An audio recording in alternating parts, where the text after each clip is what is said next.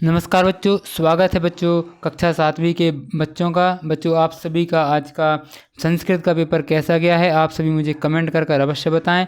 और मैंने संस्कृत का पूरा पेपर आप सभी को पता है अपलोड कर दिया था, सुबह भी अपलोड किया था और कल शाम को भी मैंने अपलोड किया था। दो बार मैं अपलोड कर देता हूं, जिससे आप जिन बच्चों को नहीं मिल पाए तो उनको भी सबको मिल जाए। तो देख सकते हैं यहाँ पर मैं अब आज जो आपका आखिरी और अंतिम पेपर सामाजिक विज्ञान का 21 तारीख को होने वाला है, वह पेपर मैं लेके आ गया हूँ। तो आप बताइए बच्चों, आप जो संस्कृत का पेपर कितने नंबर का करके आए हैं आप सभी मुझे बताइए। 60 अंक में से आपको 50, 55 कितने अंक का आप करके आए हैं? मैंने तो भाई पूरे जितना हो सकता था मैंने पूरे क्वेश्चंस आपको बताए थे, पूरे उत्तर ढूंढे थे, उसके पूरे क्वेश्चंस आपको बताए थे। तो अब आपका था, आप कितने नंबर का कर कर आए हैं। तो अगर जिन बच्चों का अच्छा नहीं गया है और जिनका अच्छा गया है सही है, और जिनका अच्छा नहीं गया है वो बच्चों सामाजिक विज्ञान के पेपर में अच्छे से तैयारी कर लें। आप सभी ने पेपर तो मिला ही लिया होगा संस्कृत का, तो एक अगर नहीं मिलाया है तो आप चैनल पर जाकर एक बार पहले वो पेपर मिला लें, कैसा क्या था, मतलब क्वेश्चन आंसर आप सही लिख कर आए हैं नहीं आए हैं, ठीक है। उसके बाद देखिए सामाजिक विज्ञान का पेपर जो आपका कल पेपर होने वाला है, वह मैं देखिए पूरा पेपर लेके आ गया हूँ। देख सकते हैं आप, ये पूरा पेपर है और इनके मैंने क्वेश्चंस के आंसर भी बताऊंगा अभी। चलिए देखते हैं। यहाँ जो हमारा सबसे पहले बहुविकल्पीय प्रश्न से शुरुआत करते हैं, तो हमें सबसे पहले पूछा गया है इसमें बहुविकल्पीय प्रश्न, जो कि हमारा 1 से 5 तक प्रश्न पूछे जाते हैं। बहुविकल्पीय प्रश्न देखिए 1 से प्रश्न नंबर 5 तक बहुविकल्पीय प्रश्न पूछे जाते हैं। तो सबसे पहला हमसे प्रश्न पूछा गया है, किसानों की बस्तियों को कहा जाता है, जो किसान होते हैं तो उनकी बस्तियों को क्या कहा जाता है? घर कहा जाता है, मोहल्ला और या फिर गांव। तो जो किसानों की जो बस्तियां होती हैं उनको बच्चों क्या कहा जाता है? और कहा जाता है। इसका सही आंसर क्या हो जाएगा? और आपकी जो समाज विज्ञान की किताब है उसमें और ही लिखा हुआ है, तो इसको क्या कहा जाता है बच्चों? और कहा जाता है, ठीक है। इसका सही आंसर क्या हो जाएगा? और।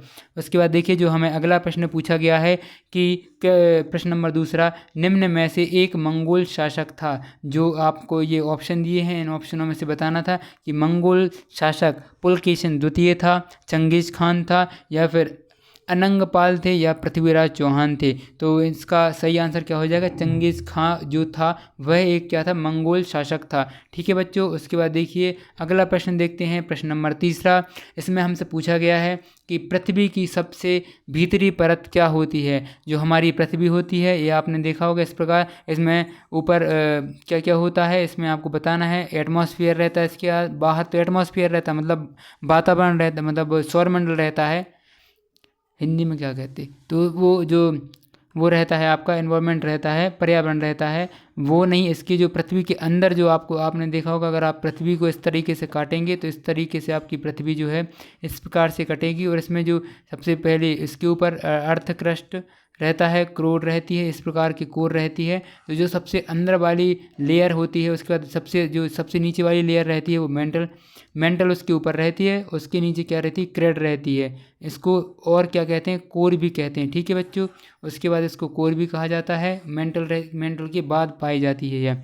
और उसके बाद देखिए हमें जो प्रश्न नंबर चौथा पूछा गया है, इसमें हमसे पूछा है कि हमारे लोकतंत्र की प्रमुख विशेषताएं क्या है। तो आपको यह बताना है कि जो हमारा लोकतंत्र है उसकी विशेषताएं क्या है। वह हमारा जो लोकतंत्र है, जो कॉन्स्टिट्यूशन है, वह भेदभाव वाला है, या समानता वाला है, या जातिवाद वाला है, या निरंकुशता वाला है। तो आप सभी को पता है जो हमारा लोकतंत्र, जो कि भीमराव अम्बेडकर और भी कमेटी हैं, जो भीमराव अम्बेडकर जी थे वह अध्यक्ष थे, हमारे जो संविधान सभा बनी थी उसके अध्यक्ष थे।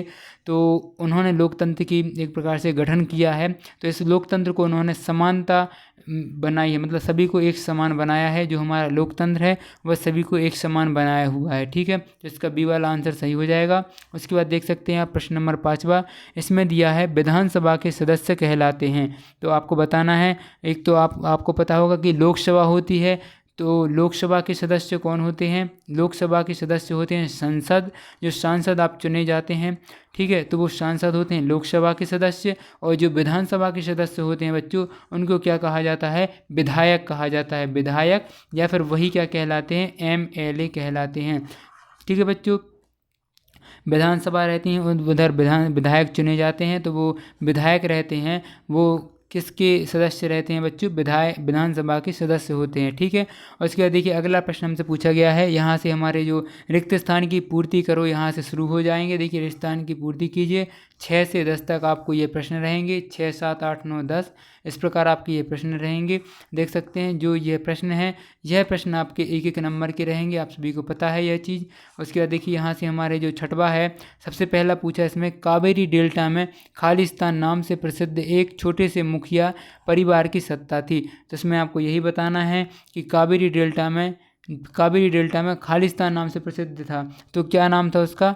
मुत्तेकियार। मैं बताता हूँ आपको, मैंने यहाँ इसका आंसर भी लिख के रखा हुआ है, देखिए, नहीं तो आपसे लिख के ना बने तो आपको यह लिख देना है। देखिए, माँ में छुटुकी, आधा ता, फिर रा में आई की मात्रा, या है ये, या में आ की मात्रा और रा।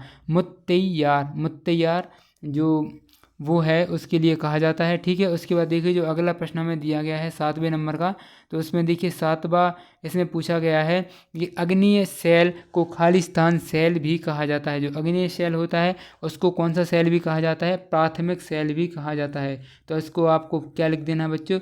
प्राथमिक शैल भी कहा जाता है। तो प्राथमिक लिख देंगे आप इसमें सही आंसर इसका। उसके बाद देखिए जो हमें नेक्स्ट क्वेश्चन पूछा गया है 8वां, खालिस्तान राज्य का संवैधानिक प्रमुख होता है। तो आपको बताना है कि राज्य का संवैधानिक प्रमुख कौन होता है? तो राज्य का संवैधानिक प्रमुख होता है राज्यपाल। तो आपको इसमें क्या लिख देना है बच्चों? राज्यपाल इसका सही आंसर हो जाएगा। ठीक है, राज्यपाल लिख देंगे आप। उसके बाद देखिए हमें जो 9वां प्रश्न पूछा गया है कि लड़के लड़कियों में लिंग भेद के चलते लड़कों को खेलने के लिए खालिस्तान है और तथा लड़कियों को खालिस्तान दी जाती है। तो लड़कों को खेलने के लिए क्या दी जाती है? तो लड़कों को खेलने के लिए खुला माहौल और प्रोत्साहन मिलता है। क्या होता है लड़कों के लिए? खुला माहौल, इधर आप लिखेंगे खुला माहौल